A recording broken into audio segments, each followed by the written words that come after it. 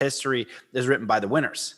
Mm-hmm. Right. And so we're told very little about what actually went on. And so to look and uncover all of these horrors, basically all of these lies, all of these deceptions, can leave you feeling empty, can make you afraid, can make you all kinds of disempowered ways of feeling. And I know that during this COVID scenario, a lot of people woke up because something was amiss. So they started to look at things, and they started to wake up to all this stuff that you've been privy to for a long time, and I myself have been aware of. And we're always uncovering more. There's no end to unraveling the deception and getting closer and closer to what is the truth.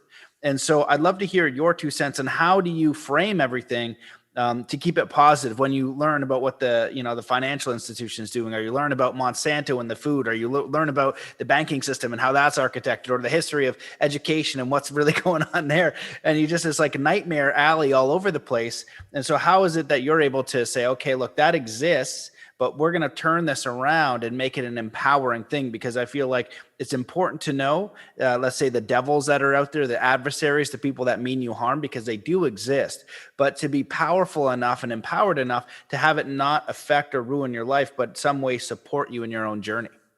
Mm-hmm. Yeah.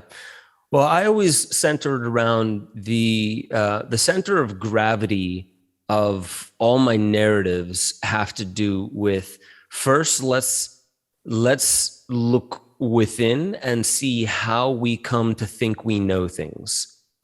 So the main thing is like, for us to be able to see the world differently. Let's say that there's somebody who believes everything they read until one day they see a good enough film that's like, holy shit, like actually the world is not exactly what I thought it was. At the end of the day, what I like doing before saying, well, one of these two is correct, which one is it?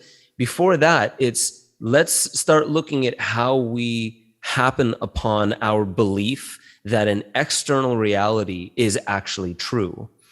And it always has to do with an emotional resonance, some kind of an emotional reaction. A lot of the times we think it's intellectual, it's logical, but really it's predominantly, if something in our gut rings true, we whether we want to or not, we listen to that more loudly than logic. And if somebody is telling us something and like it seems perfectly logical, but something in our gut is like, I don't know, something's off here. We can't not hear that. We can't not feel that. We can actively deny it, but we can't throw it away. It's always there.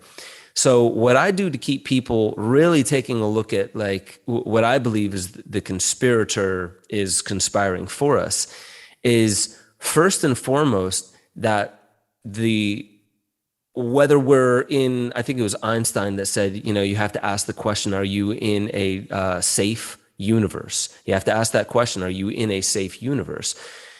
Who answers that question? We always have to bring it back to, how do I come to know if I'm pondering over something, where's the validation point? Is it out there? Is Snopes going to tell me, right? Is it, if enough people say something, is that going to make it true?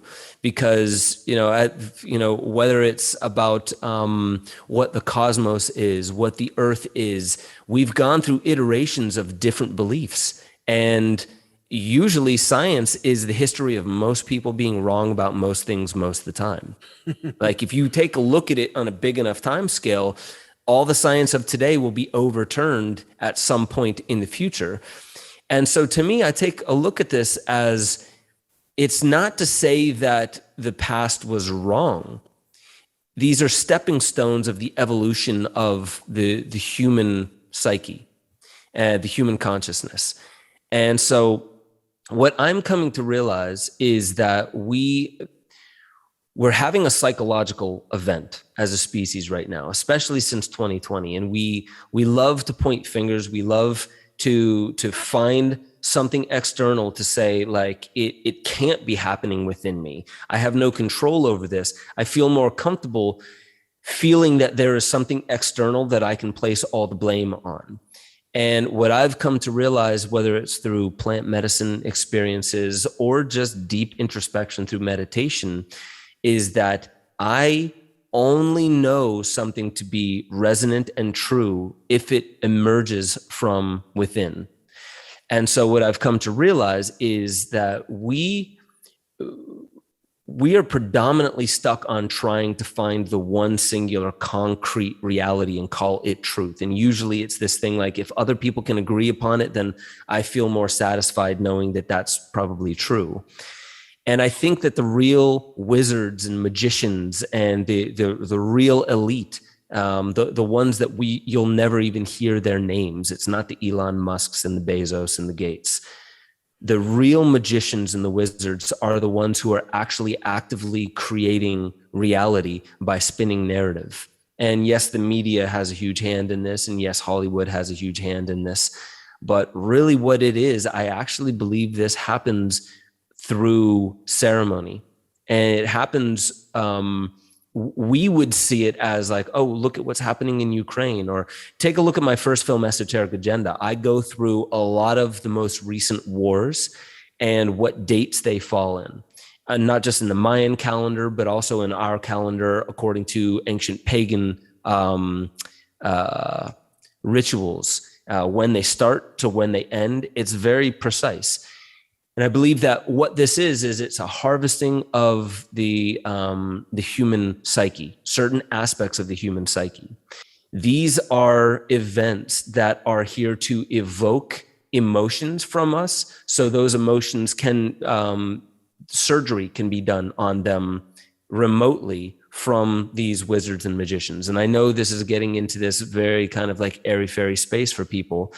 But the reason why I believe why it all is a conspiracy for us is because I have never found one moment where if I'm getting sucked into the media narrative, that if I can center myself and I bring it back to center, and I can tune into that, all that's information swirling around me, but I do it from center. If I evoke stillness and then I witness all of those narratives spinning around me, they center around a point that is in complete control.